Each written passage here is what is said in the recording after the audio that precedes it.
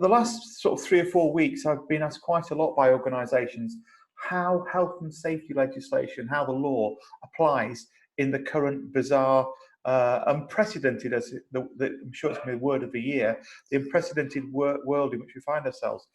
I think to start with, I apologise for my puppy. Brilliant. Oh gosh. To start with, I think anybody who's working from home as an employee, the Health and Safety Work Act undoubtedly applies. The HSE has indicated it's going to take quite a light touch to this, but any employee, and an employee is anybody who is in somebody's pay-as-you-earn scheme, who is not on furlough, who is not on holiday, is actually working at home subject to the Act. And essentially what this means is that you're owed a general duty of care, particularly around Section 2 of the Health and Safety Work Act and Regulation 3 of the Management Health and Safety Work Act. And I guess for most of you, probably the Health and Safety Display Screen Equipment regulations, which basically start talking about the need to manage risk proportionately, assessing, reducing and monitoring those risks. Most of us will probably not be at huge additional risk. In fact, for many people, the biggest occupational health risk that they run is driving to and from their place of work. Working from home, it's likely that the risk, the gross risk, will be reduced. However, there is still a legal requirement to undertake a suitable and sufficient assessment of risk to record significant findings. And clearly, under the DSE regulations, the notion of individual assessments is quite peculiar to those regulations and does say you have to do something. Let me be very clear though, I don't think this is either onerous or time consuming. It seems to me that what we're thinking about is how working from home impacts health, safety and well-being. And I think, Nicole, you're going to run a second poll. I am indeed. Do I pass this back to you? Just a minute. No, you don't need to pass it back to me. I can do this at the same time. It's like magic. Crikey. There we go, look, there you go. There's the poll. You'll be able to chew gum and walk next. Doubt it. So that we'll just wait to see whether people have got any sort of assessments. I mean, there's a few people still voting, Nigel. We've got quite a few people on the line with us this morning, so it's brilliant. Just going to take a minute or two, which is okay. good. We had over 150 people register for the webinar in the end, so it's nice to know that this is a subject that's of interest to people. Well, I was hoping for several billion as it would be available on the internet. Here we go. Let's have a look what people say. Interesting one for you.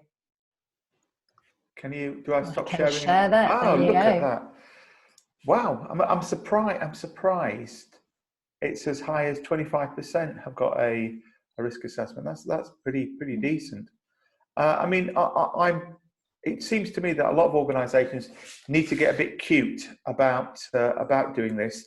It's helpful to remind ourselves that a risk assessment isn't a big fat document that says risk assessment.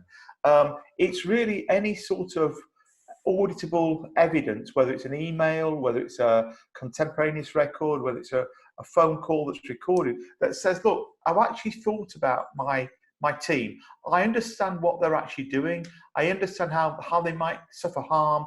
I understand why it might happen, how bad it could be. And much more importantly, I'm doing stuff about it. And for most of us, stuff about it is probably going to be around exposure. I don't think many of us will be able to have perfectly created environments in terms of desks, chairs, laptops, monitors, keyboards.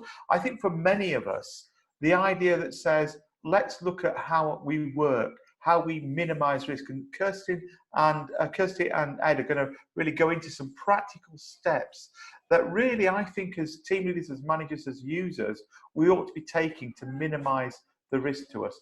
Because basically what we want to do is to make sure that we've thought about work, we've thought about what we're doing, we've thought about activities, I say look interesting. I would suggest that if you've got a puppy running around your house, you've got to be conscious of where your plugs are and where your cables are. If you've got small kids, you've got to be thinking about where your monitors are, etc. I think you need to think about not just the sort of like the usual DSE stuff, but all other stuff, electricity, and I'm very particular now, some of the psychosocial stuff, which we know is going to be a real challenge. I think you need to know how bad it's going to be and what you're going to do about it. I also think it is incredibly important that there is some sort of list of concerns and mitigations. And let me emphasize again, that might simply be a risk assessment in terms of an email. It might simply be a risk assessment in terms of, I spoke to my manager spoke to me, here is a record of what we talked about. So Nigel, can I interrupt you just a second? So are you saying then that we don't have to have like a specific form, and like you was talking about that kind of DSE assessments, we don't have to actually do one of those, because that doesn't probably cover all of the things that you're saying, does it?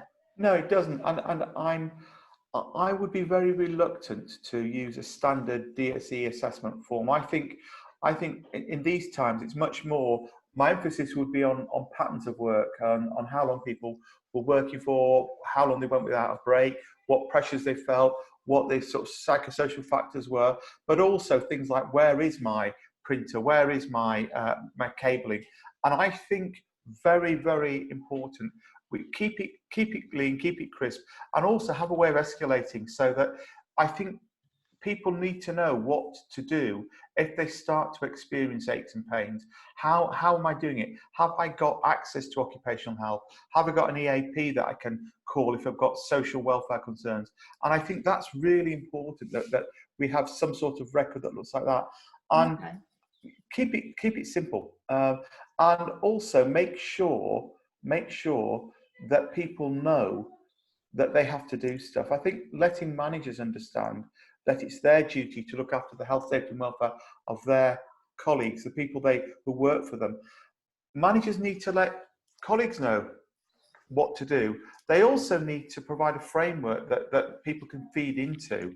And whenever I do, as you know, and others may not, I do quite a lot of work for organisations that are being sued, facing criminal actions or civil actions. And for me, the message always is, how do your workforce know that you care about them? And I think that the single most important thing, particularly in these unprecedented times, is creating a record so that you can show that you care. And I think that's what people need to know. They need to know that actually the manager cares about them, the organisation cares about them, that they're doing stuff. So on that bombshell, I can hopefully stop sharing. I'm back to you. Has it worked? It did. It worked perfectly. Thank you. I feel like a technology god. Thank you, Nigel. That's perfect. We've had one question come in, actually, which is quite interesting. You mentioned something about, if it affects, like the dog tripping over or kids tripping over wires and things like that. I mean, the fact that obviously we have to be aware of how our work can affect other people. Are you then saying that if we're doing a risk assessment of somebody working at home, we are now looking at how their work can affect their family? Are we as employers responsible for that as well? I think I started doing home working with British Gas in 1997. And one of the big concerns they had was what they call partitioning. When people were working, when they were not working. In a home environment, it's really important that you can distinguish between work and not work. And you have to think about people who can access your computer, people who can access your equipment, but also from a kind of a psychological, social perspective. When are you working? How easy is it to? I have a colleague who's in New Zealand, and she sent me some stuff yesterday at midnight. I put in a holding email to say I'll respond to it this morning, but it's really easy. And the problem is that you set a precedent that says, oh my God, somebody's responding at midnight. Should I be working at midnight? Yeah. And I think those things are of course, we have those problems in normal times. So right, absolutely, it's going to be worse, isn't it? So yeah, okay, brilliant. Thank you, Nigel. We haven't got any other open questions at the moment on that subject, but I'm sure people will come back to you during the rest of the session. Can I pass on to Ed now to just talk about kind of this idea of, look, if we are going to be working from home, how can we do this in the best and safest way possible for ourselves? Ed, over to you. Thanks, Nigel. Back to you later. Okay, brilliant. I'll just launch up the slides. Here we go. There's always this lovely little delay, isn't there? Perfect. We are, okay. And we're back to a poll. Okay, so this is quite an interesting one, hopefully, if I can get mine to work. Let's have a look. Polling. Bear with me 1 second. I think we're asking about aches and pains now. Is that right, Nicole? Yeah, we are, although I just seem to have lost there we go. Perfect. Okay. Seem to have lost my mouse for some reason. No idea. There we go. There you go. We're asking people about where in their body they're actually noticing any aches and pains at the moment. I have to say, from a personal point of view, I've really noticed this. I've even got a sit-stand desk, but I'm just spending so much time at it that I don't normally, that it's having an impact. So again, we've got quite a few people online, so just about halfway through, people answering that. I'll have a little quick look and see. So shall I carry on? You can carry on, Ed. Is running, is that okay? Yeah, of course, please do. Brilliant. Okay, so hopefully what I'll do is come back and have a look at those and see how the results from that tallies up with what we would expect, you know, folks like myself and Kirsty as ergonomics practitioners, you know, based on the way people are working, because we can look at that and think straight away, sort of identify the kind of postural issues, the things that are going to cause people aches and pains, and maybe aggravate existing conditions. So what we're going to do is come back to that in a little moment. I have the answers whenever you're ready, Ed. Okay, fantastic. Thanks, Nicole. So I've kind of introduced myself already, but I'll just introduce what I'm going to talk about, which is a focus on home working for obvious reasons at the current time, but without a home office setup. Now, I don't know, Nicole, can you pop up the results of that very first poll? Oh, the first poll, I'm Yeah. sorry. No, that's gone now. Sorry, Yeah, can't do that one now. I think if my memory, and I've got a terrible memory, but if it serves me right, I think it was about 37% of people had a home office. Yeah. And so everyone else is kind of working here, there and everywhere. And my focus really is on trying to put some guidance out to help those people and look at how we can get them working more comfortably. I'd like to think that with a home office setup, people would have it set up nicely. It's not always the case, but at least they have scope to do that. Whereas it's less obvious for people who are working at kitchen tables, maybe even sat on the bed and so on. So that's what we're going to have a look at. Here we go. I'm just going to, okay. So the situation we've got, because of the kind of urgency of the situation, is that a lot of organisations haven't really gone through this kind of change management process, particularly organisations that previously didn't have a lot of home working. They've basically said, right, here you go with your laptop, away you go, and people have gone home and they haven't necessarily had any guidance on how to set themselves up. They haven't got any additional equipment. There's a big spectrum. Some companies have done this really effectively, but others have really struggled, understandably, I think. And the two areas that I want to focus on most are people who are sat at the kitchen table, so working just directly on the laptop on the kitchen table, and people working on a sofa or easy chair. So there is, I think, going to be a large proportion, a kind of subset of the population working at home at the moment who don't actually have access to a kitchen table, who are going to be sat on a sofa or an easy chair. And that introduces some real sort of postural risks and long-term musculoskeletal risks. We've also got people working on the beds or on the floor. Amazingly, when you're not doing this yourself, you think, how on earth can people do this? But if people are stuck in that situation, you know, they maybe just live in a bed sit, they haven't got this furniture to hand, then we definitely come across people who are just trying to do their best working on their bed. And the other day, I was just speaking to another practitioner who said that they'd done an assessment, called someone up to speak to them, and they found out that they were just sat on the floor, cross-legged on the floor with their laptop on their lap. So people are really struggling, and I think it's a case of trying to get guidance to people and help them to make things better. But also to, going back to what Nigel was talking about, kind of underline that responsibility of employers as well to help people in these circumstances.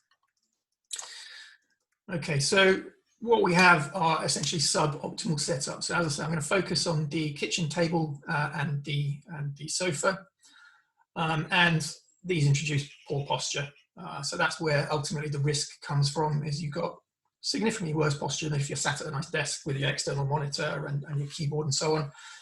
And the risk is that it's going to aggravate existing conditions. So anyone who's got existing conditions, musculoskeletal issues, but it could also start to trigger issues in people that haven't had them before, particularly because you're combining these kind of physical postural effects with quite elevated sort of underlying stress levels. People trying to work when they've got kids running around, or they just got this baseline higher stress because of the kind of issues that we're all kind of dealing with at the moment. So the issues are significant, and I think the body areas that are mostly at risk. So this, as an ergonomist looking at the situation, this is what I would say that the main areas would be. So the neck, the back, the wrists, and maybe there's going to be some others. So could you pop up the answers there, Nicole? Here you go. Here we are. Okay, so it's almost like you knew what you were talking about, Ed. Now I breathe a sigh of relief. Right. Okay, so yeah, neck, fairly unsurprisingly, neck is pretty high, and we've got lower back, significant amount of upper back as well, which is very true. If people are trying to kind of curl forward to look at things, then that will, looking down at the screen that's too low, or if they're sat reclined on a sofa, they're curling their neck forward, then that's going to have effects on the upper back as well. And a good proportion of people not having any aches and pains, which is excellent, and possibly, who knows, until you do the stats, but maybe that reflects more the people who have a home office set up. But we'd have to do some number crunching to work that one out. But anyway, that's it. So it pretty much tallies with what we'd expect on ergonomics sort of first principles. So if we can just close that one up now. Okay. So we've got a couple of pictures here showing the office kind of working setup. So you've got working at a kitchen table directly on the laptop. It ends up pulling you forward to look at the screen. That's due to the screen height, but also to some extent the screen size. So on laptops, we tend to be working on smaller screens. The detail is going to be smaller, and in a lot of cases over the course of the day, that will pull us forward. And to some extent, that's harder to deal with when we're working at home, but we can certainly look at the height of the screen issue. So that affects the neck. So as soon as you start pushing the head forward and curling the head down, that's going to put tension through the neck, and that's going to trigger longer kind of lasting issues, such as tension neck syndrome and headaches. I don't know if anyone's had headaches while they've been sort of starting to work in this kind of posture, but it definitely is something that can affect people. But it's the lower back is an issue. So when we're sat at the table just using a dining chair, they're not really designed for sitting for long periods because they don't have the same sort of back support that a good office chair has. And so that's, for some people, that's their best case scenario, unless they're advised how to do things differently. We'll come on to that in a minute. But then you've also got people sat on the sofa. And I don't know if for anyone who's sat on the sofa for any length of time trying to work on a laptop, it becomes quite sore and uncomfortable. And you get tired, you get aches and pains. Main areas of risk are the lower back, because your lower spine, your lumbar spine kind of forms into this sort of C shape. So you lose that nice S curve. And also the neck, again, because you're kind of projecting your head forward, curling your head down to see the screen because it's down there on your lap. So what we're going to do is have a look at how you can address some of these issues and make some improvements based on mainly on these two scenarios. So the first thing really to do is get the screen raised. So that is the number one objective really. And you can either do that using a laptop stand, or you can just use a stack of books or boxes. In that case, in the picture, using board games. So anything really that just raises it to a height so that you're going back to this recommended standard arrangement where your eyes are close to horizontally being in line with the top of the screen. I think because the screens are that much smaller, that kind of old standard really still stands. So it's really just about getting it as close to that as you can, or making any improvement really in the height of the screen. The really important thing to underscore with this is that when you do that, you have to use an external keyboard and mouse. We do come across cases where this isn't necessarily emphasized in guidance, and we have seen people, I've seen many people to be honest, getting a laptop stand and setting it up and then working away with their hands like this. That's not what they're designed for. So what you need is a little keyboard and a mouse, and these are not expensive things. I mean, you can go online, Amazon, you can pick up a decent set, Microsoft Logitech, for anything £15 to £20. So it's not difficult stuff to get hold of. And as soon as you've done that, actually, you're not in a bad position. So this is pretty good. Once you've got the screen at a good height, you're working at a good position. The other thing to think about is your forearm position. And if you're quite low, so if you're fairly short, then you might be sitting quite low relative to the table. So you might need to sit on a cushion just to try and get those forearms into a nice horizontal position. Alternatively, if you're quite tall, it might mean that you need to put all the bits of kit on the desk or on the table up on blocks just to raise them up a little bit, effectively raising the height of the working surface. So it's something that making these changes is not particularly onerous. It's not that challenging. It's not costly, but it is something that it's really necessary to actually get people to do. People won't take that initiative. So in many cases, and I think today potentially we're kind of talking to the kind of enlightened. So from the point of view of yourselves joining the session, it's a case of just getting that message out there. Okay, so that's improving your neck posture, but then we need to have a think about the back. Can I just ask a question, Ed, before you disappear on after this one? We've had a question from one of our participants. He says, "I've given a laptop, but no external keyboard or mouse. Can't really raise my screen. So any advice on that one? Anything that you can do to help?"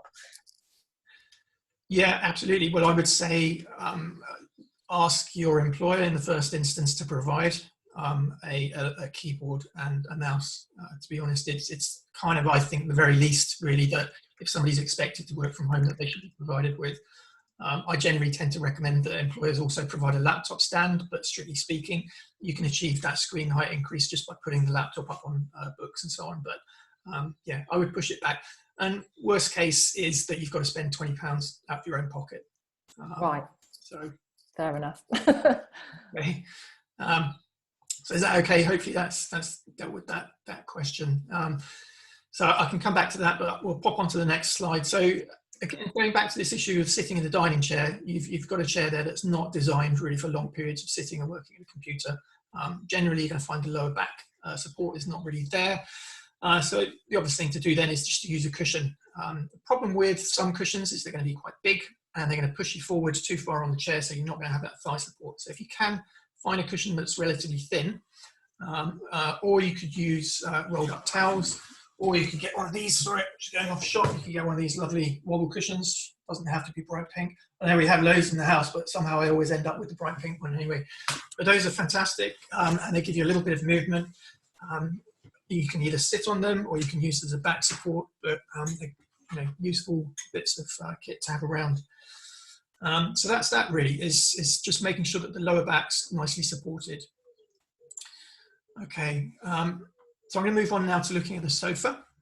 So as I said before, you've got that C shape appearing in the lumbar spine, which is something you really want to avoid. You've got the head tilted down. So there's two things you need to do really in this situation if you can't avoid working on the sofa. I had speaking to someone I was doing an assessment for the other day who said that if they don't get down early enough, they're relegated to the sofa because there's so many people in the house because they're kind of grown-up children at home. So I suggested that they maybe hang a towel, get up at 5 a.m, put a towel over the chair and see if that works. But I don't know. I mean, basically, this is a scenario that a lot of people will find themselves in. First thing is to raise the laptop. So use a cushion. If you don't have anything else, you can just use a cushion with a hard book on top of it. And that actually works reasonably well. You can tilt the keyboard so that your wrists aren't kind of bent like that. So although the laptop's elevated, you can tilt it so that you're typing with straight wrists. And it raises the screen a little bit. So every little bit sort of helps, really. It's not ideal, but it's definitely an improvement. Or you could look at investing in one of these little sort of lap tables, which are great bits of kit, quite versatile. I'll show you in a minute how they can be used for standing and working as well. And these are a real improvement. These really lift the screen up, and you can work for quite significantly longer periods of time with something like this on the sofa. So that's raising the screen. And with the lower back, again, if you're on the sofa, it's really essential to use a cushion or some sort of support, lumbar support, to protect your lower back and to stop it kind of sagging into that C shape. Okay, just going to move us on. Okay, so none of these two scenarios that we've looked at so far are ideal. So for anyone that is fit and able to, I would always recommend, if you're working at home, to try and mix things up with a bit of standing to work. So a great way, it's really a great way to help your back. It's not necessarily going to be great for your neck. It's not going to be so much worse than what you have, but for stretching your back out and just relieving your lower back particularly, it's great. So various places you can do this. So in the pictures here, we've got a kitchen worktop, or you could use a chest of drawers. You can even use an ironing board with boxes stacked on it. So anything really that allows you to get the laptop to a height where when you're standing, your forearms are horizontal when you're typing. Or ideally, you could lift the laptop even further, as is the case with this, the laptop stand or the lap table on the work surface. If you're using that kind of kit, you may want to, or you may need to use an external keyboard if the screen is taken so high that it's away from your kind of forearm position. But yeah, I'd say definitely to have a think and encourage people, encourage staff and so on to really think quite creatively about how they can stand and work, because it's really, as long as they can follow those kind of fundamental principles of keeping those forearms horizontal, not spending too long with the neck bent down, then it's all going to help. And for the positions that people find themselves in, it's better to kind of move more frequently. Kirsty's going to talk in more detail about that. So Ed, we're quite short on time today, and I know one of the things that we're going to do is allow people to download your guide after today, and you've also made a really great video which shows from some of these photographs that you're using today are from that video, which we're going to post online and allow people to do a link to that tomorrow after the session is finished. So if people want more details on that, I think that would be a really good place for them to go and have a look. But can you just sum up for us some of perhaps the key points that people should be aware of? Yeah, absolutely. So, I mean, the fundamental thing is to raise your laptop so that you're not staring down at the screen, so that you're not in this kind of bent forward position with your head and neck. And once you do that, it's absolutely essential to use an external keyboard and mouse. Otherwise, your arms are going to be in awkward postures. Make sure that wherever you're working, when you're sitting, that your lower back particularly is well supported. So use whatever you've got to hand to do that. It doesn't have to be a dedicated lumbar cushion. If you can, avoid working on a sofa or bed, if at all possible. If you have to work on them, then short spells only, and try and alternate to standing. So think creatively about ways to stand and work for short periods. That can really help. And stand and move frequently. So you're at home, you're able to stand and move about. When you're on the phone, you can maybe even on Zoom meetings, you can stand and move around. You're not under that sort of pressure that maybe sometimes people feel at the office to sit at their desk and stay pinned to their chair. Excellent. But I think Kirsty's going to talk in more detail now about all that. Yeah, movement. great. Thanks, Ed. We're going to pass straight on to Kirsty, as I say, just purely because time is a little bit short today. But just one little thought. One of our participants has suggested that actually that they would certainly reimburse via expenses anyone that had to buy an external keyboard, mouse, risers, etc. So I think that was really nice. I think that sounds pretty reasonable. Yeah. There you go, Kirsty. Brilliant. Hi, everybody. Thanks, Ed and Nigel, for your talk so far. So I just wanted to kind of give you a funny picture of myself just in the middle of a London road a few months ago. It actually was November time, so I was absolutely freezing myself for the purposes of a video. I don't always sit like this, promise. I do have a proper ergonomic setup at home. But I wanted to make a point that, we really can, as Ed is suggesting, we can use the tools that we have around us to create, we can't make the perfect setup with this, but we can make certainly better setups with different ideas. So I'll be talking a little bit more around the environmental factors in this presentation. But before we do that, let's see how everyone's dealing with the distractions at the moment whilst working, the noise distractions. So it's interesting. I live at home at the moment with my mum and her partner, Jeremy. We've got a big black Labrador at the moment. So he always ends up barking halfway through these webinars. He's been quite good this morning. But I've been trying out different headphones and earphones as well, and putting on some background music to see if that helps me too. So I'd be interested to know how everybody else is faring with that as well. So let's have a look and see, shall we? Let's do that. Working in a room with the door closed. Okay, yep. Shove everyone outside. Headphones, background music, and quite a lot of people not affected by noise distraction, which is Brilliant. Good environments then. Again, I think that's really interesting because it says that there's, you know, a lot of people who are working in a room with the door closed, and yet when we look at how especially new houses are built, a lot of them are kind of open plan, and so for a lot of people that just isn't possible. Or if you live in a, you know, a smaller flat, a 1-bedroom house, there's probably not a lot of people that have that potential. So we've obviously got a lucky participants online today. And I would suggest, certainly with those open plan workplaces, you can create and use different things in your home to create a more cocoon space. So if we think about variations like plants or lighting, which I'll jump into now. And just to give you a little ergonomic hack as well before I move on. So upstairs in my bedroom, where I typically do most of my work, it's a dressing table and I have a drawer underneath. I noticed when I was working up here, I was shrugging my shoulders, creating some neck and shoulder tension. So I literally took the handle off my drawer, put my keyboard and mouse inside, and hey presto, you've got your reduced shoulders, elbows by your side, and a much better position to be in. I also now have a better chair than this wooden chair that you currently see as well. In terms of the environmental factors, I would suggest that everything that Ed was speaking about just now is so vitally important to get you set up correctly. I can't tell you that even a couple of days or even a week of sitting in an awkward or poor posture can really have significant effects on your musculoskeletal body.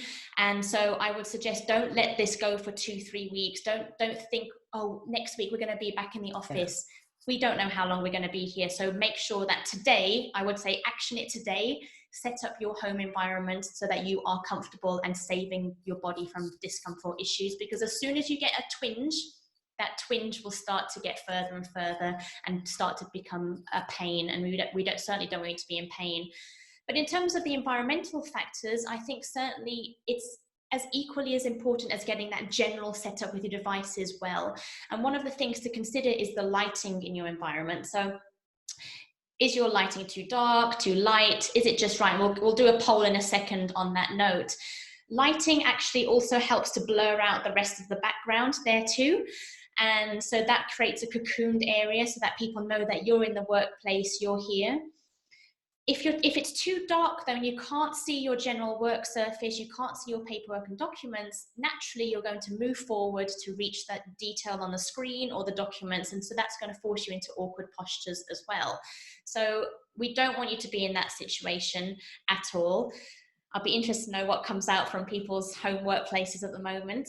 If it's too bright, you'll start to cause yourself eye strain, headaches, glare across the screen as well. So you really want to manage the lighting levels in your home environment. Just get yourself a nice lamp, steal a lamp from the lounge or wherever you've got a lamp, put it in your work area and make it more comfortable for you to view your area properly. Let's move to the next slide. So what are the results there then? Actually, it was quite interesting because as you were talking, people were changing their minds. There was a couple of people who started off with just right and then went, oh, actually, no, it's too dark. So that was quite interesting to see people change their minds. Very good. Yeah. So quite a lot of people have got it just right. That's brilliant. I think, so if you feel like you haven't quite got the lighting right in your environment, I would suggest there is an app called Light-O-Meter, and it's a free app on your phone. And if you put that down on your work surface or around eye level to see the difference, that will actually tell you the light levels in your area. And then you can manage it, turn the blinds off or close the blinds or bring those lights up just to create a better environment for you. So definitely download that app. It's called Light-O-Meter.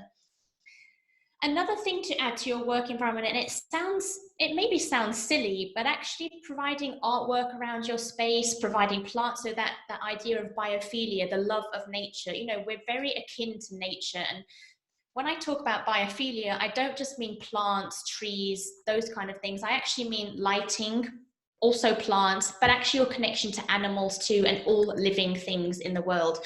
Our connection to that, and we're feeling it at the moment, and some of us with lots of loneliness will be feeling that a little bit more. So adding lots of positive artwork, bright colors, things that make you happy, content, landscapes, plants, that kind of thing. There has been research to show that there has been an improved productivity when we put plants.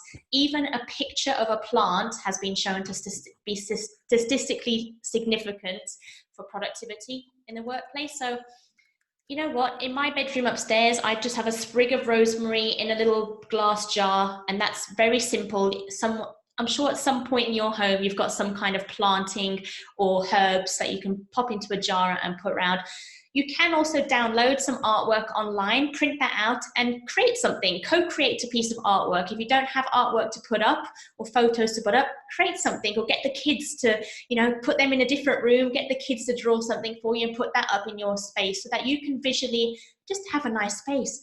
You're at home now, you've got the autonomy to do whatever you like with your environment and make it really comfortable and aesthetically pleasing for you.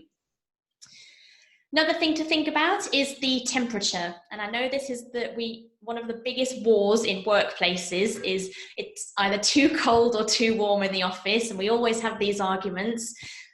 So same thing at home. If you're too cold, you're going to lose some dexterity in your fingers and your hands. You'll start to, your hands, for me, I have very bad circulation, so my hands start to go blue a little bit. So it feels uncomfortable and I'm not going to be as productive. So first of all, either increase the heating in your home or pop a jumper on, keep yourself warm. But also, if you're feeling too cold, it's potentially because there is a lack of movement going on in your working day. So move regularly. The more you move, the more the blood will circulate around the body and keep you much warmer. So if you're feeling cold, I would start to move first before you add anything else to your body or the temperature. If you're feeling too warm or too hot, of course, open the windows around you, let that fresh air in, be much more comfortable around you. If you're too hot and too warm in your working environment at home, it can make you much more tired and fatigued much quicker than when you're in a much more neutral environment. I would say aim for around 21 or 22 degrees Celsius in your home environment. Open the windows, let the fresh air in and move regularly. I think that would be my key here. And one of the other things I wanted to just touch on before we end this environmentals area is looking at air quality. So lots of us, I don't know if we realize this, but air quality is certainly a big issue at the moment, and indoor air quality can be quite bad. And that can be anything from candles to cooking in the kitchen to toxins from the carpet or furniture that we're buying. So I would just suggest if you're going to be sat for a couple of hours doing some focused work, the kitchen might not be the best place to do this because you don't want people cooking around you, lots of smoke and those kind of toxins, or cleaning products around you. It can affect your health a little bit. And same, don't go to bed and burn loads of candles in your room just as you're about to go to bed, because you don't want to go and sleep with smoke in that environment as well. So just think about that. I'm not expecting you to change your whole habits at home, change all the cleaning products that you use, but certainly have a think about it, observe it, how you're feeling at the moment in your workplace, and see what tweaks you can really make to your day-to-day environment. It's really important that you do that. You can get air filters at home, so air purifiers, sorry. I've got one upstairs. It's the Kensington Freshview air purifier. I turn it on maybe a couple of hours before I go to bed, and it just makes me feel like my air in my room is just much more light and just feels much more comfortable and healthy for me. It has HEPA filters, HEPA filters, which remove dust mites and those larger particles. It's not good enough to remove viruses and things like that. So you would want to get a slightly different filter for that, or blue UV light to reduce virus type particles. But certainly for things like dust mites, general dust in the environment, HEPA filters and air purifiers are a really good option for your home. So brilliant. I would say that, just really want to make sure that you are creating a really good environment for yourself. Honestly, it is as important as this general device work setup. You can have the perfect setup here, but if you don't feel like you're in a nice, aesthetically pleasing, good, healthy environment, you're not going to feel good and you're not going to feel as productive either. So certainly, excellent. Set up your devices and create a nice environment for yourself. Excellent. Thank you, Kirsty. Some really interesting advice in there. And I just think for me, it's that thing about getting up and moving as well, because the challenge is if we actually make our work environments and our workstations too comfortable, then the downside is we don't actually get up and move, do we? So what my little trick is, I keep a bottle of water by the side of me, because I know that if I drink that, I'm going to have to get up and move for obvious reasons. But actually, it's a good way to keep yourself moving. On our next webinar, when we're talking about mental health and well-being, we've actually got somebody who's exercise and activity specialist who's going to be talking about how we can keep moving during our working day. So Fantastic. It links into what you're saying most clearly. Thank you. I wanted to just go back to Nigel just really quickly at the end of this. We are massively running out of time. As always, there's too much to talk about. And we know we could have done 2 hours on this, but I know people have also got other things that they need to be getting on and doing, like work. But Nigel, just to kind of think about, if there's an employer or if there's people who are listening who are managers, just give us a couple of quick tips about how they can have these conversations, but without kind of sounding like they're nagging at people, but also without sounding like they're ticking a checklist. Does that make sense? Yeah, I mean, I think it comes back to where I ended last time with show me that you care. And one of the biggest challenges is, how do you have a sensible conversation with a colleague about health and safety without coming across as either talking down to them or being kind of a bit banal. So what we have found is there's been lots of research done on how to hold conversations. Safety controversialists, people like Sidney Decker in Australia, or Todd Conklin in America, talk about having pre-accident investigations, pre-accident conversations. And the real art here is for managers to talk remotely to people in a way that looks as though they care about them, not being too heavy-handed, not being overly officious, but really just saying to them, look, this is how I can show that I care about you. Asking them questions about comfort, open-ended questions about feelings, and really things like, do you feel comfortable working at home? Do you have any aches and pains that you can see that you would like to talk about? Just give them the opportunity, be inquisitive, and really make it clear to your colleagues that these are felt questions. The idea of felt safety is you have to feel as though you care, and then listen.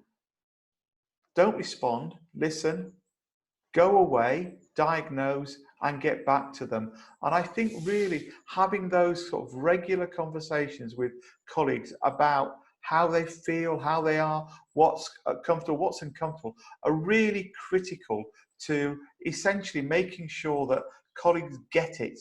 And it gives them the opportunity to share concerns with you.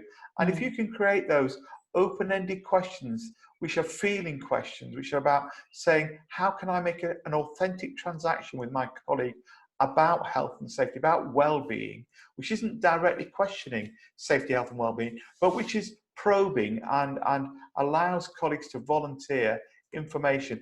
If you get to that point, you can go away, think about what you've heard, and then basically get back to them and make it clear not only what you're going to do, but what you can't do, And it's that idea that says, how do you strike that balance? And I think in these times, those conversations are incredibly important. Brilliant, thank you. I think, Nigel, we're going to get you back on another webinar to talk about that in a little bit more depth and detail, because I think that whole thing about safety conversations is really important for people working at home, but also those people who are remote working. So thank you for that. We'll come back to that at another time.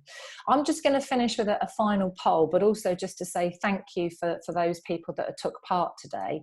I'd love to share my screen, but at this moment it's not allowing me to do so. Of course it's not. Let's try again, shall we? Just one more time. Let's see if I can get it to allow me to share my screen, shall I? No, I don't think it's going to, but no, never mind, not to worry. Look, our next webinar is, as I said, about mental health and wellbeing. It's being co-sponsored by the BSIA, British Security Industry Association, which I know actually we had quite a few people this morning from there live on the webinar with us. So obviously this is something that's quite interesting to them. So we're grateful to them for sponsoring it for us. But I just want to end up with one last poll this morning. Moving from your desk, when was the last time you got up and moved from your desk? Let's just have a look at what people will say, because I think that's a really important part of what we've been talking about today. As a reminder to everybody, we have recorded this. It will be live, it will be launched tomorrow so that you can listen to it not live. You obviously won't be able to answer the polls or anything, but hopefully you'll still find it interesting. And visit us on LinkedIn. If you've had a great time, please tweet us a picture about your work setup. Maybe do a before and after, before you listen to Kirsty and Ed, and now afterwards. And if you are asking those sensible questions to your colleagues who are working from home after Nigel's advice, then perhaps you can share those with us as well. But let's just have a look and see what people said. Okay, so there's a few people who said they haven't got up since they sat down this morning, and there's 1 or 2 people who said they're off to do it now. So we'll allow you to do that. But thank you for joining us. If there's questions that haven't been answered, we will get back to you on those ones. So thank you very much, everybody, and have a wonderful day. Take care.